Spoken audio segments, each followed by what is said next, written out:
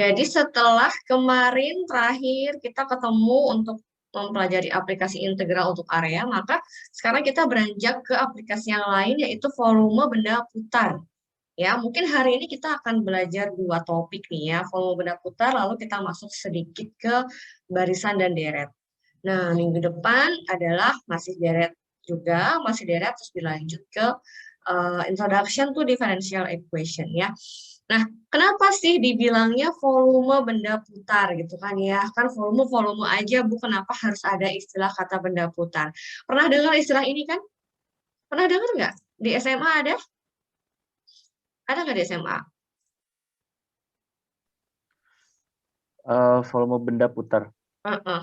Pernah ada nggak di SMA? Ini ada yang ngechat nih. Pernah nih, kalau Oi pernah, yang lain pernah dengar nggak? Kayaknya belum, Bu. Oh, belum. Dulu kurikulumnya pakai apa ini? Siapa dengan siapa ini? Yang belum pernah. Maaf, Iya, kamu saya, Bu. siapa ini? Azil, Bu. Saya belum pernah Azil. kayaknya, Bu. Oh, belum pernah. Dulu sekolahnya kurikulumnya kurikulum apa? Nasional atau K13, Bu, seingat saya. K13? Saya kurikulum Harusnya kalau 13. K13 dapat ya. K13 dapat nih harusnya. Coba ingat kembali nih. Ini misal ya, ini mayoritas, oke saya salah. Mayoritas kalau dari chat katanya udah pada pernah. Mungkin bukan belum pernah, lupa kali ya. Kecuali saya nggak tahu nih kalau misalnya kurikulumnya pakai yang internasional, saya nggak hafal kalau kurikulum internasional ya. Tapi kalau nasional harusnya ada. Bentar, coba nih saya ingatkan Anda kembali ya. Nih, saya punya sumbu X dan sumbu Y, ya seperti biasa. Terus saya gambarkan grafik misalnya seperti ini. Oke. Oh, jangan grafiknya seperti ini ya. Saya bikin grafik yang mudah dulu aja. Grafiknya saya bikin grafik yang lurus aja. Nah, ini dia. Saya punya grafik ini. Kita tebelin seperti biasa. Nah, kita tebelin ya. Nah, grafik ini katakanlah yang merah itu, katakanlah yang merah adalah grafik dari fungsi fx. Nah, katakanlah yang merah itu grafik fungsi fx ya. Terus seperti biasa, saya selalu membatasi ya. Karena kalau misalnya kita mau ngitung, namanya luas daerah itu kan pasti ada batas. Apalagi sekarang juga volume ya. Nah, ini saya punya batas nih. Katakanlah yang kiri batasnya adalah A, yang kanan adalah B. Lalu kemarin, pertemuan terakhir, saya sudah ajarkan Anda bahwa ini adalah area yang terbentuk. Betul tidak? Area yang terbentuk di antara kurva fx, kemudian di antara kurva fx dengan sumbu x, lalu dibatasi batas kirinya, katakanlah yang hijau adalah x min a, x sama dengan a, ya ini saya kasih warna hijau, saya tebelin, terus yang ini saya kasih warna hitam, supaya saya gampang nyebutinnya ya, ini hitam, kasih warna-warni. Oke, jadi yang hijau itu, yang merah grafik fx, hijau itu grafik x sama dengan A, kemudian yang hitam itu grafik x sama dengan B. Nah, kalau kemarin Anda belajar terakhir ini adalah membentuk area. Area yang diarsir warna kuning adalah area yang terbentuk di antara kurva fx dan sumbu x lalu berada di antara grafik hijau x sama dengan A dan hitam x sama dengan B. Jadinya area. Sekarang bayangkan kalau sumbu x ini yang saya tebelin, saya bikin tebal nih. Yang warna biru tebal, saya memang sengaja ini birunya tipis kalau sumbu Y, yang tebal warna birunya untuk sumbu X. Kenapa tebelin? Bayangkan jika kita memutarkan area, bentar ada yang ngecek. Bayangkan jika kita, oh ya silakan aja. Bayangkan jika kita memutarkan area yang diarsir warna kuning terhadap sumbu X. Apa yang terjadi teman-teman? Ketika area ini semuanya berputar. Akankah masih dua dimensi? Ini kan masih dua dimensi ya. Kalau diputar kira-kira akan menjadi suatu benda dalam ruang apa? Dua dimensi atau tiga dimensi? Gimana nih? Tiga dimensi ya? Ini pada kemana nih? Pasti pada bobok ya? Oke, tiga dimensi kata Hans. Jadi ruang tiga dimensi. Seperti gelas. Ya, yang merah ini, area yang warna kuning ini ketika diputar akan menjadi seperti gelas. Maka akan terbentuk suatu ruang tiga dimensi. Makanya kenapa istilah kita adalah volume benda putar, yaitu suatu volume benda. Suatu volume yang terjadi akibat suatu area diputar. Jadi awalnya kita cuma punya area yang warna kuning, terus area ini diputar. Sehingga setelah diputar yang kita punya adalah ruang 3 dimensi. Sehingga kita punya besaran yang namanya volume. Nah, karena gambar saya jelek, ya, mungkin kalian tidak bisa membayangkan, kita cari ya di internet ya. Volume revoltation. Nah, coba kita lihat ya. Kalau misalnya benda diputar, nih ada gambar bagus. Ya, ini kita copy dari Google ya. Nah, saya punya kurva fx ini. Nah, ini saya copy ya. Saya copy, terus saya pindah ke yang tadi. Nah, ini. Kalau gambar saya kan jelek ya, nggak bisa diputar. Kalau ini 3 dimensi bagus nih. Jadi awalnya itu saya hanya punya kurva fx aja yang melengkung ini. Areanya adalah area yang diarsir warna biru. Terus dia ada indikasi di sini ada diputar terhadap sumbu X. Bu, diputar terhadap apa, Bu? Tergantung problem yang dikasih. Bisa terhadap sumbu X, bisa terhadap sumbu Y, ataupun sumbu lain yang horizontal ataupun vertikal. Jadi ketika yang atas area biru ini diputar terhadap sumbu X, maka akan terbentuk suatu benda. Nah, karena terbentuk suatu benda dalam ruang 3 dimensi, kita bisa punya yang namanya volume. Nah, sebelum kita ke bentuk yang aneh-aneh seperti yang dari internet, saya akan ajarkan Anda memahami. Mungkin kalau tadi di SMA pernah belajar, ya di SMA pernah belajar, Anda itu tiba-tiba pokoknya punya rumus bahwa volume benda putar itu adalah pi, gitu ya. Kemudian integral dari A sampai B, karena batasnya dari A sampai B, kemudian F kuadrat. Fx-nya dikuadratin, terus dx. Lalu kita bertanya-tanya, sebetulnya rumus apa sih? Rumus dari mana ya? Kok bisa dapat rumus pf kuadrat dx? Sebetulnya ada historinya.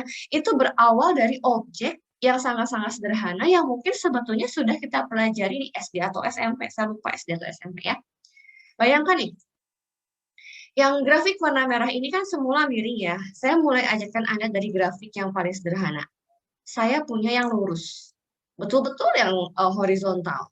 Sekarang saya mau tanya, kalau saya punya grafik fx merahnya horizontal, kira-kira kalau diputar terhadap sumbu x, benda apa yang terjadi? Ada yang tahu?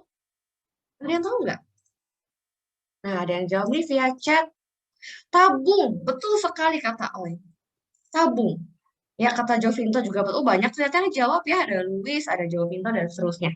Ya, jadi betul sekali bahwa ketika kita punya grafik yang horizontal warna merah, ketika diputar terhadap semua yang terjadi adalah tabung. Ya, area area yang diarsir kuning jika diputar terhadap sumbu X akan menjadi tabung. Atau istilah kerennya adalah silinder. Sekarang saya tanya, ada yang masih ingat nggak? Kira-kira volume tabung atau silinder itu rumusnya apa? Ada yang tahu? Nah, ada yang jawab nih. Pi R kuadrat T. Betul sekali, Luis. Ya, jadi rumusnya tabung itu volumenya adalah V sama dengan Pi R kuadrat T. Dengan R-nya adalah jari-jari. Oke, kemudian T-nya adalah tinggi. Sekarang bayangkan yang merah ini kita analogikan benda yang sama dengan rumus PR kuadrat T. Kira-kira R-nya yang mana ya? Kalau saya punya tadi kan areanya saya memang cuma gambarnya 2 dimensi ya. Saya punya area warna kuning. Kira-kira kalau dia diputar gitu ya, jadi silinder, kira-kira jari-jarinya yang mana sih? Antara grafik yang mana dengan yang mana sih jari-jari yang terbentuk? Ada yang tahu nggak? Kira-kira jari-jari yang mana yang terbentuk ya? Nah, coba deh bayangin ya. Nah, ada yang jawab nih. Hijau bukan jari-jarinya. Ah, hampir tepat Azel, tapi kurang tepat. Betul kata, perpotongan sumbu hijau sama garis merah. Iya, betul sekali. Mau hijau, mau hitam, sebetulnya bebas ya. Mau Azel ataupun Jovinto, mau hijau, mau hitam, sebetulnya boleh-boleh aja, yang mana aja. Yang pasti perpotongan antara hijau, hitam, hijau atau hitam dengan warna merah. Tapi kalau saya sederhanakan, maksudnya Jovinto sama Azel itu mungkin maksudnya gini, pokoknya jarak antara sumbu X dengan merah, betul nggak? Sama nggak sih kalau saya bilang begitu? Sama kan ya? Sama. Ya, jadi sebetulnya jari-jarinya itu adalah jarak antara sumbu X dengan yang warna merah. Ada yang tahu nggak berapakah jarak antara sumbu X dengan yang warna merah? Ada yang tahu? Jarak antara sumbu X dengan yang warna merah. Seandainya yang garis merah ini adalah garis Y sama dengan 3. Berapa jari-jarinya? Ada yang tahu nggak? Berapa jari-jarinya ketika yang warna merahnya adalah garis Y sama dengan 3? Ada yang tahu? Nah, ada yang jawab nih. 3, betul sekali. F3, kata Oi Engine. Bukan Oi, kebalik, bukan F3. Kalau Oi menjawab F3, artinya X-nya harus 3. Padahal Oi, X-nya itu bisa di sepanjang sumbu X. Nggak cuma 3 X-nya. Ya, sepanjang dari A sampai B. Karena hijau itu X sama dengan A, hitam itu X sama dengan B. Jadi sepanjang ini X-nya boleh, nggak cuma 3 aja. Ayo, Oi, kurang tepat. Atau siapa lagi? Siapa yang tahu jarak antara sumbu X yang warna biru dengan garis merah? Seandainya garis merah adalah garis Y sama dengan 3. Berapakah jaraknya antara yang biru dengan merah? Ingat ya, biru ini sumbu X. Ada yang tahu? Kalau sumbu X itu Y-nya berapa sih, teman-teman? Berapa, teman-teman? 3, betul sekali. Ya, sumbu X itu betul, AZ sumbu X sama dengan 0. Bentar, bentar, bentar. Y sama dengan 0. Sumbu X itu adalah Y sama dengan 0. Sehingga kalau yang merahnya adalah Y sama dengan 3, maka jari-jarinya adalah 3. Sekarang saya tanya, kalau yang merahnya Y-nya, kalau yang merahnya ini adalah garis Y sama dengan 10. Berarti apa? Jari-jarinya berapa? Jari-jarinya berapa? Nah, ada yang jawab lagi nih. 10. Betul. Kalau saya bilang Y sama dengan C, berapa jari-jarinya? Y sama dengan C, berapakah jari-jari kita? Ada yang jawab banyak nih, C, betul. Sekarang saya tingkatkan. Ya, saya tingkatkan levelnya. Ini saya nggak mau garisnya, kok nggak bisa diklik? Mana ya? Kok nggak bisa diklik? Bentar, bentar, bentar. Oke. Nah, sekarang gini. Sekarang sudah bisa menjawab semua jari-jari ya. Sekarang saya mau bikin ini di partisi. Karena ide kita itu integral itu awalnya dipartisikan ya. Mau kita partisi. Misalnya saya pakai warna apa nih? Pakai warna ungu ya. Ini saya partisi. Ini saya partisi nih. Nah, si bawahnya itu lebarnya delta X. Kira-kira kalau diputer, ini, ya, ini, sama idenya kayak area kemarin di partisi, ya. Ini bayangkannya Anda punya uang koin. Punya uang koin 500-an atau 1000-an. 1000-an semua ditumpuk. Anda mau menghitung volume satu koin. Satu koin itu berarti PR kuadratnya ya. Ini masih yang konstan nih. Masih yang konstan. Berarti kalau sekarang koinnya ada banyak, maka volume ini akan menjadi sigma. Benar nggak sih? Ya, sigma dari semua koin. Kalau Anda numpukin 10 koin, berarti Anda hitung satu koin pertama itu volumenya berapa, koin kedua volumenya berapa. Masing-masing R-nya sendiri-sendiri. Ya, sekarang saya tanya, kira-kira ini di partisinya akan semakin bagus, koinnya makin apa? Koinnya makin tipis atau makin besar? Atau apa ya? Uangnya itu makin tebal atau makin tipis yang makin bagus untuk mengaproksimasi. Coba gunakan pakai konsep area kemarin. Nah, ada yang jawab nih pakai chat. Makin tipis, betul sekali William. Jadi kalau misalnya koinnya makin tipis, aproksimasinya makin bagus. Ya, jadi ini pakai limit, gitu ya. Limit N-nya menuju tahingga. Gitu. Jadi N itu adalah menyatakan banyaknya partisi. Oh, saya salah nulis ya. Jadi jangan pakai limit dulu, pertama pakai sigma dulu. Ya. Nah, sekarang saya ajak Anda nih. Saya mau modifikasi nih gambar ini, tapi saya bingung kenapa di gambar saya nggak bisa diklik warna merahnya. Oke, ya udah saya bikin baru ya. Saya penasaran, bentar. Ini merahnya kan, oh bisa nih sekarang. Yang semula merahnya lurus, sekarang saya bikin miring kayak semula ya. Saya bikin miring. Koin yang Anda punya, bentuknya nggak seribuan semua. Kalau Anda punya adik atau ponakan punya bayi, ponakan masih batita gitu ya, punya mainan kayak donat-donatan. Donatnya tumpuk dari yang paling besar ke yang paling kecil. Donatnya lingkaran besar, lingkaran kecil, makin lama makin kecil. Gitu ya. Nah, sekarang kurvanya miring, koinnya berbeda-beda. Jari-jarinya beda nggak, teman-teman? Jari-jarinya beda nggak sih antar setiap koin? Koin yang pertama dengan koin kedua. Tapi ini sama.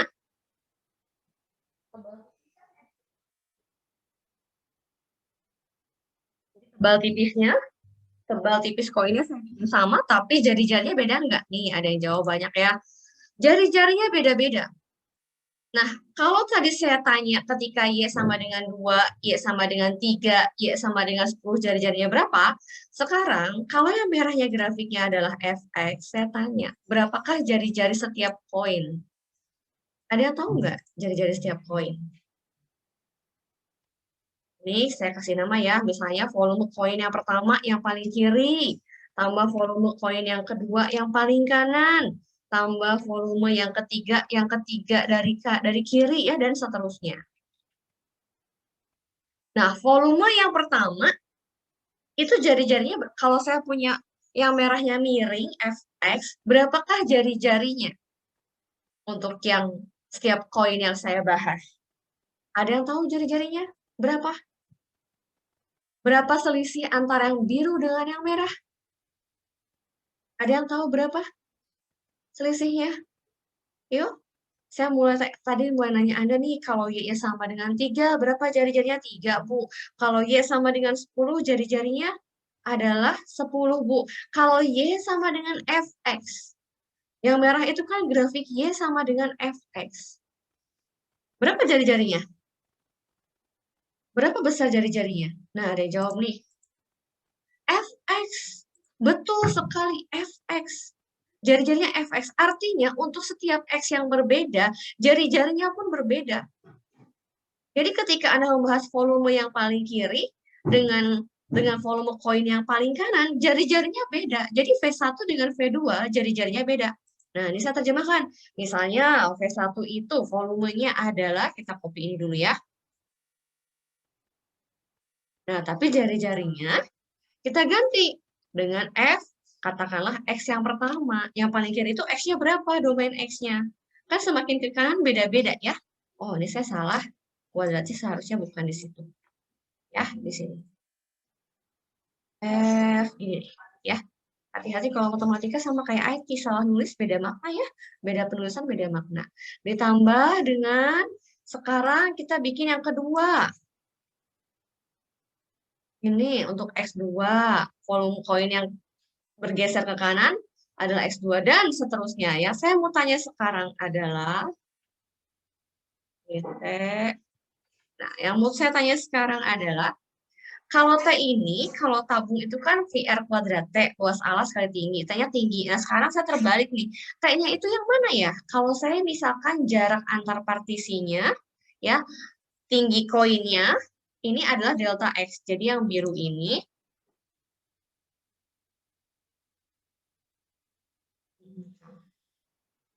lebarnya adalah delta X. Kita pakai warna hitam aja, digedein ya. Nah, ini tuh delta X teman-teman yang kecil ini tuh. Ya, jadi lebar partisi kita adalah delta X. Itu untuk menggantikan siapa sih?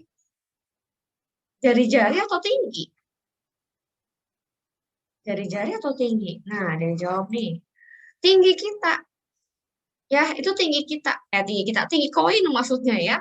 Jadi ini kita partisi dengan lebar yang sama. Konsep integral itu kita tetap membagi-bagi koinnya itu, lebar koinnya harus sama. Walaupun Anda pakai uang 1000-an dan 500-an yang jari-jarinya berbeda, Tapi kita harus punya koin yang ketebalannya, kita paksa yang 1000 sama 500 ini dibikin sama ketebalannya. Tebalnya sama, jari-jarinya beda. Jadi si T ini kita ganti dengan delta X. Delta X. Gitu. Ini juga delta X. Ini juga delta X. Dan seterusnya. Dan tadi teman Anda sudah bilang bahwa volume kita akan semakin mendekati volume sebenarnya kalau partisinya makin banyak. Jadi kalau Anda ingat kembali saya menjelaskan luas area itu kan akan semakin bagus, akan semakin sedikit errornya kalau kita partisinya makin banyak. Atau dengan kata lain, delta X-nya semakin kecil, bebas. Mau pakai delta X-nya makin kecil atau partisinya makin banyak. Nah, penjumlahan ini untuk ketika kita melihat partisinya masih gede-gede. Ya, masih sedikit partisinya, lebar delta X-nya masih gede-gede. Nah, ketika delta X ini kecil, maka ini akan berubah menjadi seperti ini. Karena si sum yang ini tadi ditambahkan dengan limit. Limit ketika n-nya menuju tak hingga. Ya, sehingga yang saya punya adalah ini. F kuadrat X, ini sama. Delta untuk yang besar, kalau untuk yang kecil kita pakainya adalah D. Dari mana muncul P? Karena ini P. Itu volume. Ya. Nah, ini adalah volume ketika diputar volume benda yang diputar terhadap sumbu X. Emang ada lagi Bu yang terhadap yang lain? Ada, sumbunya juga ada. Ya. Nah, berarti sekarang kalau tadi saya mulai dengan yang garis merahnya lurus, horizontal, lalu saya bawa Anda ke yang miring, maka sekarang ketika dibawa ke sini pun Anda harusnya sudah bisa. Sama, ini pun awalnya di partisi. Partisi. Ya, dapatnya adalah ini. Nah, konsep ini ketika kalian paham bahwa ternyata volume benda putar berawal dari silinder, sebetulnya konsep yang perlu dihafal atau perlu dipahami, cukup ini saja. Karena ketika saya mengembangkan ke dalam sumbu putar yang lain, atau saya modifikasi soalnya, Anda akan menjadi bisa. Contohnya, ini saya copy biar nanti nggak susah nulisnya. Oke. Sekarang kalau saya punyanya benda putarnya terhadap sumbu Y. Saya cari aja ya, biar nggak lama gambar ya. Terhadap sumbu Y ada nggak ya? Mana ya? Nah, ini dia. Enggak, ini masih terhadap ini ya, masih terhadap sumbu X. Nah, ini deh. Oh, jangan tuh cincin. Yang cincinnya saya belum jelasin habis ini ya. Terhadap sumbu Y. Mana ya? Terhadap sumbu Y. Ini dia. Nah, ini terhadap, ya. Burungnya apa internet saya jelek itu? Kok lama banget? Saya putus-putus enggak? Putus enggak saya? Tidak, Bu. Enggak, oke. Nah, coba lihat deh. Saya mau tanya dulu nih sebelum saya menjelaskan kalau saya salah copy. Maksudnya, nah, oke. Mana nih? Ini copy.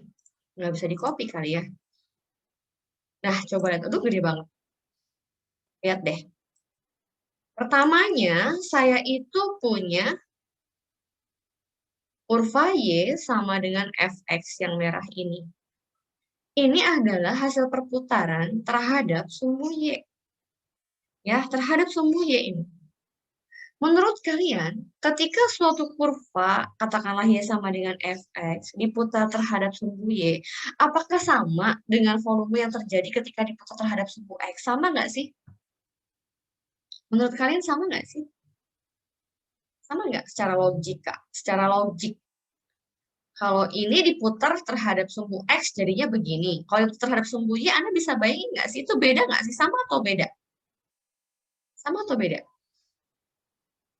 Siapa yang bisa jawab? Secara logik, secara Anda nalar deh, Anda bayangin kalau kurva yang orange di Fx ini kan jadinya kalau diputar terhadap sumbu Y jadinya ini. Kalau diputar terhadap sumbu X jadinya tuh beda lagi. Itu sama nggak volumenya? Menurut kalian? Sama nggak? Jawab lewat chat. Bisa sama, tapi pada prinsipnya beda, Zel.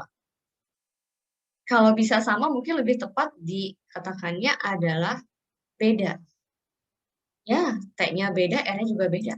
Jadi hati-hati. Ketika ada problem diminta untuk diputar terhadap sumbu Y, Anda harus betul-betul kerjakan terhadap sumbu Y diputarnya. Nggak boleh pakai rumus diputar terhadap sumbu X. Karena volumenya beda.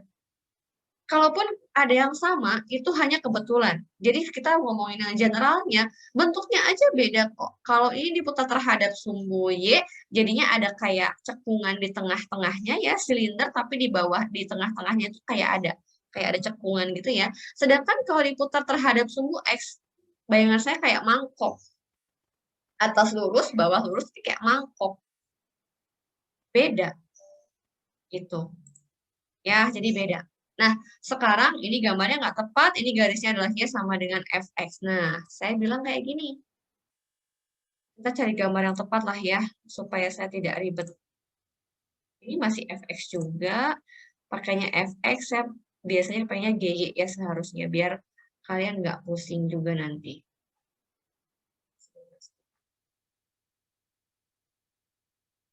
Nah, ini dia. Oh, enggak. Ini, bentar ya. Pakainya Y sama dengan Fx. Kita balik nih harusnya ya, kita balik jadinya, maksud saya gini, karena nggak ada saya bikin sendiri ya. Gini, saya ngecat nih, yang cara cari T-nya ada Y sama dengan akar X. Bentar, saya mau ngomongin akar dulu ya, nanti malah ribet, karena di sini belum spesifik itu ya, kita masih general. Nih, gini maksud saya. Misal yang merah ini adalah, misal yang orange ini adalah Y sama dengan Fx, ya. Terus saya mau bilang, saya mau terjemahkan ini. Kurva Y sama dengan Fx dapat ditulis sebagai kurva X sama dengan GY. Contohnya mungkin kayak temannya tadi, ya. Misalnya gini. Misal Y sama dengan X kuadrat. Kalau diputar terhadap sumbu Y, ya, misal saya punya Y sama dengan X kuadrat. Kalau dia diputar terhadap sumbu Y, jangan tuliskan sebagai Y sama dengan Fx. Tapi dapat ditulis, yang tadi bilang, X sama dengan, jadi harus dalam fungsi Y. Jadi ketika kita mau bicarakan bendanya mau diputar terhadap sumbu Y, maka kita bikin ini menjadi GY. Jadi ini akar Y. Maka volume yang terjadi apa? Nah, sekarang jari-jarinya itu sudah bukan Fx, melainkan si GY. GY. Dan ininya pun jadinya adalah Y. Batasnya batas untuk A sampai B-nya, A sampai B untuk Y. Karena diputarnya terhadap sumbu Y. Ya, nah, belum ke cincin nih, nanti cincinnya belakangan. Ya, kita contoh soal dulu. Sampai sini dulu ada pertanyaan nggak? Habis ini kita ke contoh soal dulu ya. Oke, jika tidak ada pertanyaan, kita masuk ke soal ya. Ini ya, volume.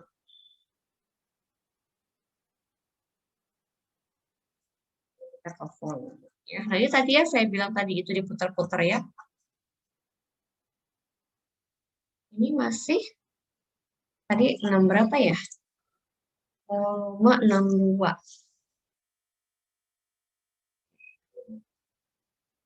Oke. Sudah ada gambarnya, kita bikin coba yang nggak ada gambarnya ya.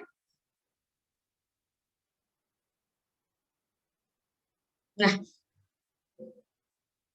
ini, wah dia baik sekali, sudah kasih terhadap Y, sudah dikasih terhadap X ya. Kita ambil salah satunya. Mau yang nomor berapa teman-teman? Mau yang nomor berapa? Bebas loh.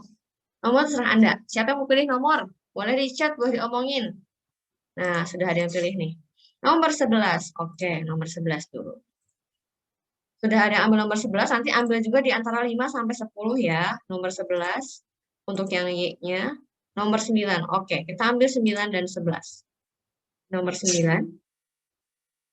Yang nomor 9 diputar terhadap sumbu X ya.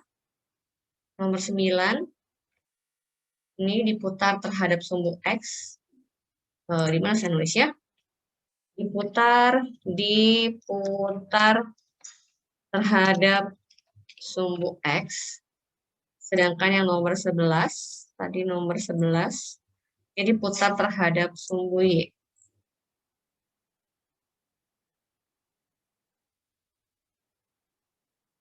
Diputar terhadap sumbu Y, ya. Nah, diputar terhadap sumbu Y. Ini baik, kenapa saya bilang soalnya baik? Karena misalnya saya udah dikasih X sama dengan Y kuadrat. Seandainya belum diberikan dalam bentuk seperti itu, misalnya masih dalam bentuk Y sama dengan akar X, Anda sendiri yang harus bisa mengubahnya. Misalnya ini soal yang nomor 11 dikasih tahunya adalah Y sama dengan akar X. Maka ketika kita punya diputar terhadap sumbu Y, kita harus bikin X-nya menjadi Y kuadrat. Ya, gitu. Ya, kita mulai dulu dengan nomor 9. Apakah kita perlu menggambar? Enggak juga. Kalau misalnya memang Anda butuh menggambar untuk tahu areanya, silahkan. Tapi tidak masalah. Dan ini kalau misalnya digambar, saya menjelaskan dengan lengkap aja, ya. Kita pakai gambar, tapi kalau Anda misalnya nggak mau gambar juga sebetulnya tidak apa-apa, selama Anda bisa membayangkan, kecuali jika memang disuruh digambar.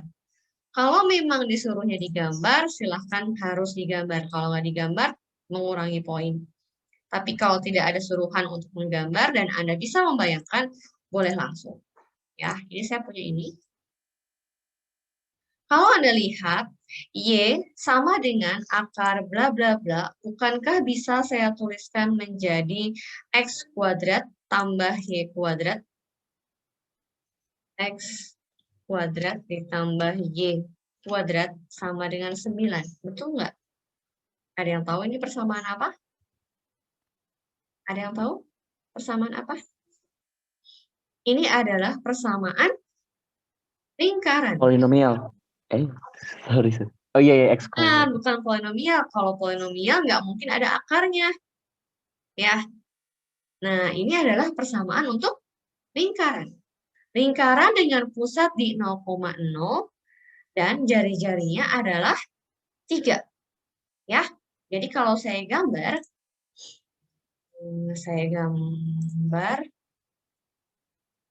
anggap aja lingkaran ya, karena saya cuma mau setengah lingkaran.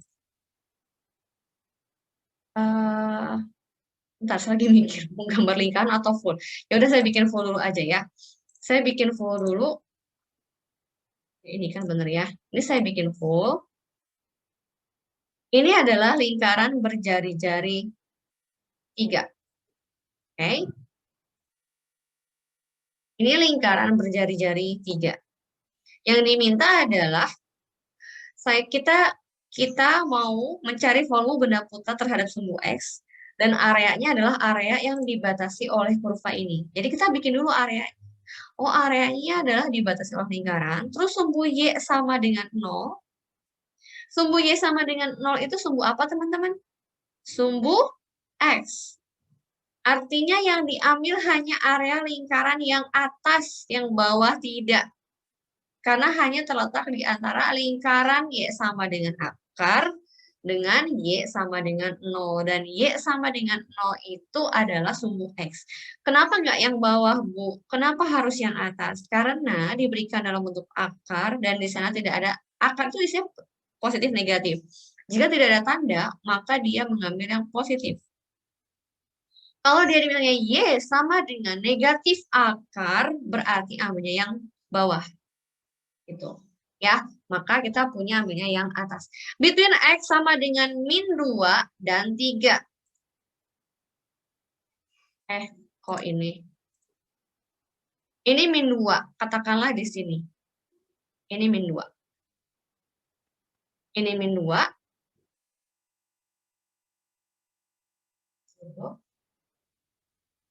Ini min 2. Ini adalah X sama dengan 3. Kemudian Y sama dengan 0. Ini adalah Y sama dengan 0. Maka areanya yang mana? Area yang diarsir adalah yang ini. Ini area kita. Inilah yang diputar terhadap sumbu X. Inilah yang diputar terhadap sumbu X. Ya, jadi nggak full lingkaran penuh. Ya, nggak full. Gitu. Yang diputar terhadap sumbu X. Maka, volumenya apa? Volume benda putarnya adalah P sama dengan, kita copy aja lah ya. Dulu. Ini, tapi kita pakainya adalah, karena diputar terhadap sumbu X, kita bikinnya adalah Fx kan. Ini Fx, ini juga X. Saya tanya dulu nih, A-nya dari berapa? Ada yang tahu? Nih, soalnya saya liatin. A-nya berapa? B-nya berapa? Ada yang tahu nggak? A-nya berapa, teman-teman? Ada yang tahu A-nya? Batas X-nya paling kecil. Oke, ada yang ngecat. Betul, A-nya adalah min 2. Berapa B-nya? Berapa B-nya? Oke, ada yang ngecat lagi. B-nya adalah 3. Nah, teman-teman, kenapa A-nya min 2? Ini loh, batas hijau yang paling kiri itu nyentuhnya di X min 2. Dan batas hijau yang paling kanan nyentuhnya adalah di X sama dengan 3. Jadi ini adalah min 2 sampai 3. Fx-nya yang mana? Ini kan kuadrat ya, jadi saya siapkan tempat nih. Saya siapkan tempatnya gini, dikuadratin. Fx-nya yang mana? Yang akar ini. Ya, jadi ini SQRT dari siapa? Dari 9 min X kuadrat. Udah, setelah ini kita kerjain aja. Tapi mungkin karena ini ngebahas aplikasi, jadi anggapan saya, ekspektasi saya kalian sudah bisa mengerjakan integralnya, maka yang paling penting adalah bagaimana kita mendefinisikan volume benda putar menggunakan integral. Jadi saya mengajarkan sampai selesai ini aja. Ya, untuk integralnya kalian boleh kerjakan sendiri. Jadi ini Pi, kemudian ini masih integral juga, kita copy aja. Nah, kemudian ini akan berubah menjadi langsung 9 min X kuadrat. 9 min X kuadrat. Udah selesai. Kalian tinggal kerjakan integralnya. Integral dari 9 apa? Integral dari X kuadrat apa? Inputkan 3 dikurangi dengan kalau diinputkan min 2. Ingat teorema fundamental kalkulus ketika saya mengajarkan integral ya. FB min FA. Itu. Ada pertanyaan nggak sampai sini? Ininya hitung sendiri ya. Nah, kerjain integralnya. Ya. Sekarang, kalau tidak ada pertanyaan, saya lanjut ke yang sumbu Y. Saya punya ini diputarnya terhadap sumbu Y. Nah, ini bukan ambigu. Kalau kita sudah membayangkan, gambar dulu aja. Ya, kita gambar nih. Kita gambar. Ini biasa, ini sumbu X. Kemudian ini sumbu Y. Oke, miring-miring nggak apa-apa lah ya. Ini sumbu X, ini sumbu Y. Kemudian X sama dengan Y kuadrat. Ada yang tahu gambarnya grafik X sama dengan Y kuadrat? Kalau Y sama dengan X kuadrat, bentuknya kayak huruf U. Kalau X sama dengan Y kuadrat, ada yang tahu nggak? Ada yang tahu nggak? Gini nih bentuknya. Nah, ya anggap gambaran saya bagus ya. Jangan percaya mata, ini adalah, tapi gemes juga ya lihatnya ya. Ya, berusaha untuk sebagus mungkin lah. Ini. Oke. Nah, ini dia. Oke, ini adalah grafik X sama dengan Y kuadrat. Oke, sekarang grafik X sama dengan 0. Grafik X sama dengan 0 yang mana, teman-teman? Yang ini. Grafik X sama dengan 0 itu adalah grafik sumbu Y. Ini. Sekarang Y sama dengan 3. Y sama dengan 3. Yang mana Y sama dengan 3? Ini Y sama dengan 3, katakanlah. Ya, yang penting kan sketsa. Areanya yang mana? Areanya adalah yang ini areanya. Dan ini diputar terhadap sumbu Y. Bayangin deh, pasti beda kok. Ketika diputar terhadap sumbu Y sama sumbu X, areanya beda. Ya, kalau misalnya diputar terhadap sumbu X, jadinya ada cekungan di tengahnya. Kalau diputar terhadap sumbu Y, itu jadinya malah kayak kayak piramid gitu ya, kayak piramid gitu. Nah, ini Y sama dengan 3. Ini diputar terhadap sumbu Y. Nah, volumenya gimana? Kita copy lagi. Volumenya adalah, ingat, kalau diputar terhadap sumbu Y, maka ini harus DY.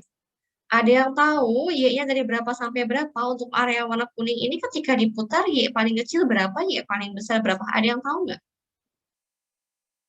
Ada yang tahu nggak?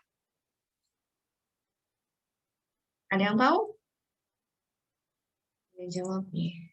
0 sampai 3. Betul, paling besarnya 3. Paling kecilnya adalah 0. Jadi ini Y-nya adalah 0 sampai ke 3. Gitu. GY-nya yang mana? Ada yang tahu nggak GY-nya yang mana? Gitu. Ada yang tahu nggak GY-nya yang berapa? Bentar. GY-nya yang mana? Ada yang tahu nggak? Ini ada yang jawab nih. Akar X. Nah, hati-hati coba Azel. Kalau kita diputar terhadap sumbu Y, maka fungsi yang kita datakan, fungsi yang kita inputkan ke dalam integral ini harus dalam fungsi Y. X kita adalah Y kuadrat. Berarti yang diinputkan apa? Tetap Y kuadrat. Ya, tetap Y kuadrat. Gitu. Karena ini X sama dengan Y kuadrat. Kecuali kalau ini kita punya adalah Y sama dengan akar X. Kita balikin dulu ke X sama dengan Y kuadrat. Ya, gitu. Ada pertanyaan nggak sampai sini? Jadi ini apa? Sama ini, ininya diganti jadi Y pangkat 4. Tinggal diintegralin. Silahkan, ada pertanyaan nggak sampai sini? Sambil nunggu, sambil dirasa-rasa, ya, sambil dirasa-rasa. Saya pause dulu. Nah, ntar ini cara ngerjain integralnya sendiri ya. Saya berekspektasi kalian sudah belajar dulu integralnya, misalnya integralnya apa. Oke. Nah, ntar kerjain sendiri ininya. Ya. Oke. Kalau gitu saya mau lanjut nih. Ada pertanyaan dulu nggak?